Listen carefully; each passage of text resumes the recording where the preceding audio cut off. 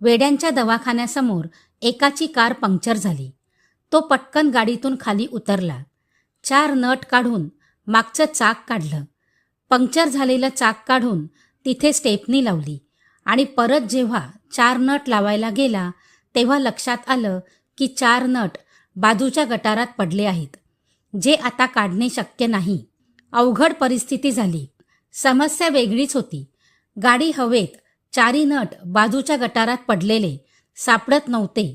पंक्चरच्या जागी लावायला नवीन चाक आहे, पण नट नसल्यामुळे ते बसू शकत नाही. त्याने वेड्यांच्या दवाखान्याकडे बघितलं. एक वेडा गॅलरीत उभा राहून त्याच्याकडे बघत होता. मला मदत करणार का? मला शहरात जायचंय. समोरच्या कारवाल्याने त्या वेड्याला विचारलं. मग जा की. नाही, गाडी नाहीये. ती काय समोर उभी आहे? अहो, ती पंक्चर आहे. प्रॉब्लेम काय आहे? त्याने सगळं त्या वेड्याला सांगितलं.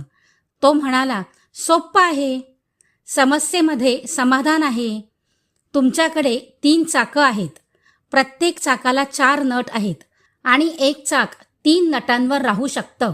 तुम्ही प्रत्येक चाकाचा एक नट काढा आणि चौथ्या चाकाला 3 नट लावा. आता मात्र त्याचे डोळे मोठे झाले. चमकून त्याने खरंच की असं म्हटलं. खरं तर समस्या ही आधीपासूनच नव्हती. फक्त त्या समस्येकडे बघायला दृष्टी नव्हती. हे असं शक्यच नाही या विचारानेच त्याला बांधून ठेवलं होतं. इंग्रजीत आपण त्याला म्हणतो चॅलेंज युअर ॲझम्पशन, म्हणजे आपण मानलेल्या गोष्टींवर प्रहार करा. समस्येकडे वेगळ्या दृष्टीने पहा. त्याने भराभरा प्रत्येक चाकाचा एक नट काढला आणि चौथ्या चाकाला 3 नट लावून गाडी तयार झाली.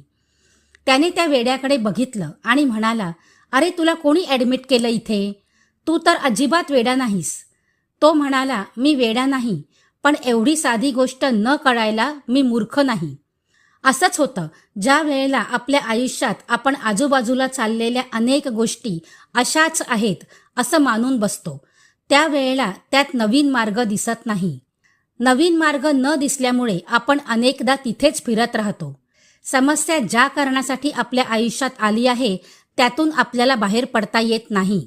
व्हिडिओ आवडल्यास आपल्या चॅनलला सबस्क्राईब करा, व्हिडिओला लाईक करा आणि कमेंट करा. धन्यवाद.